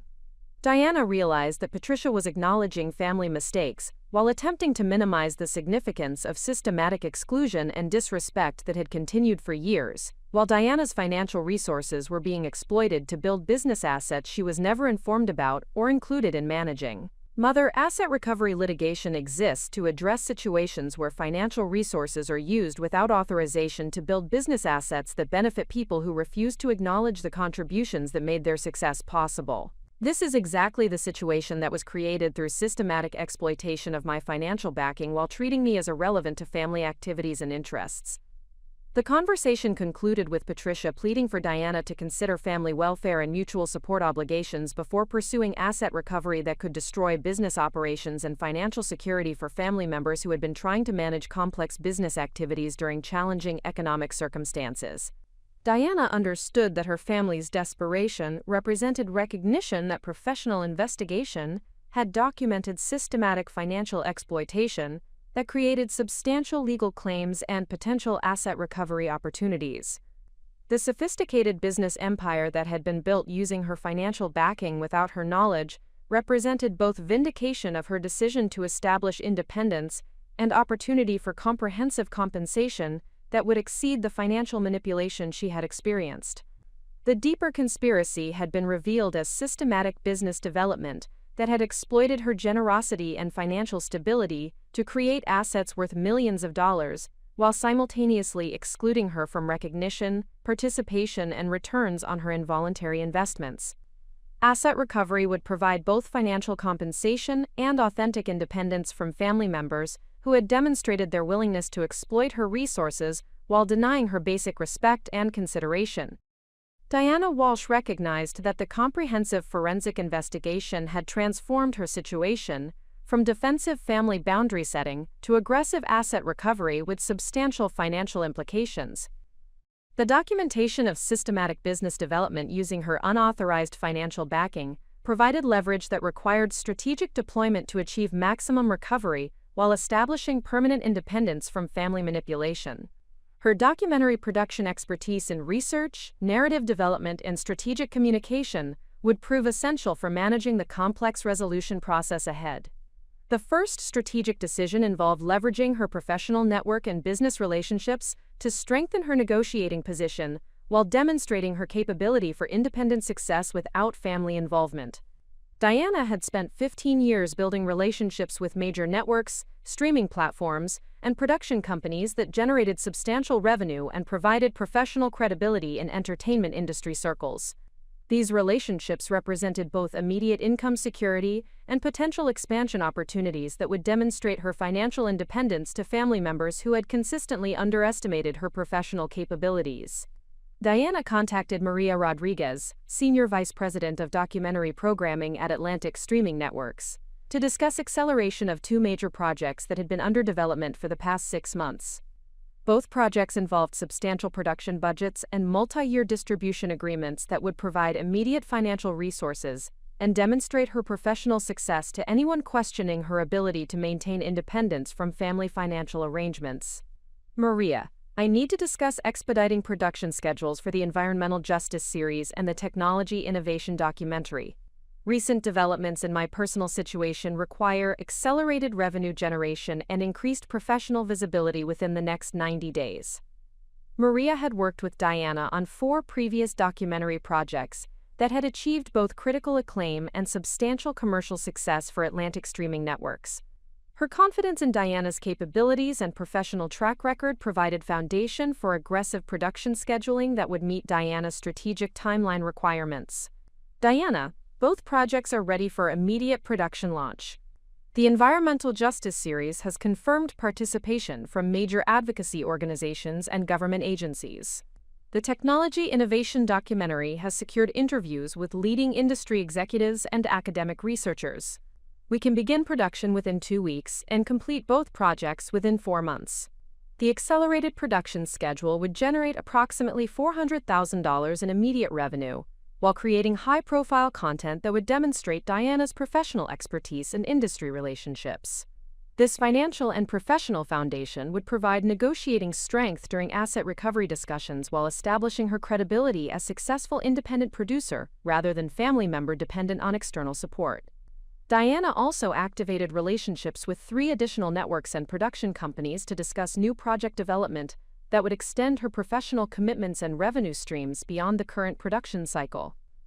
These discussions serve dual purposes of securing long-term financial stability and demonstrating to family members that her professional success operated independently of any family business arrangements or support systems. The second strategic decision involved assembling additional professional expertise to complement Jonathan Hartwell's asset recovery capabilities. Diana recognized that comprehensive resolution of sophisticated family financial manipulation would require coordinated legal, accounting, and business valuation services that could address all aspects of the complex situation while protecting her interests during potentially contentious negotiation and litigation processes. Diana engaged Patricia Kim, a partner at Brennan & Associates, who specialized in family business disputes and fiduciary litigation. Patricia's expertise in complex family wealth conflicts provided additional perspective on strategic approaches for maximizing asset recovery while minimizing emotional and reputational complications that could result from extended legal proceedings involving family members. Ms. Walsh, your situation involves sophisticated financial structures that demonstrate systematic exploitation of trust relationships for business development purposes. The combination of substantial asset values and clear documentation of unauthorized activities provides exceptional opportunity for comprehensive recovery through either negotiated settlement or aggressive litigation strategies. Patricia's analysis confirmed Jonathan Hartwell's assessment while providing additional strategic options for pursuing maximum asset recovery based on her experience with similar family business exploitation cases. Her recommendations included immediate preservation of business records and financial documentation to prevent potential destruction or alteration of evidence by family members who might attempt to minimize their legal exposure. Up next, you've got 2 more standout stories right on your screen. If this one hit the mark, you won't want to pass these up. Just click and check them out. And don't forget to subscribe and turn on the notification bell so you don't miss any upload from us.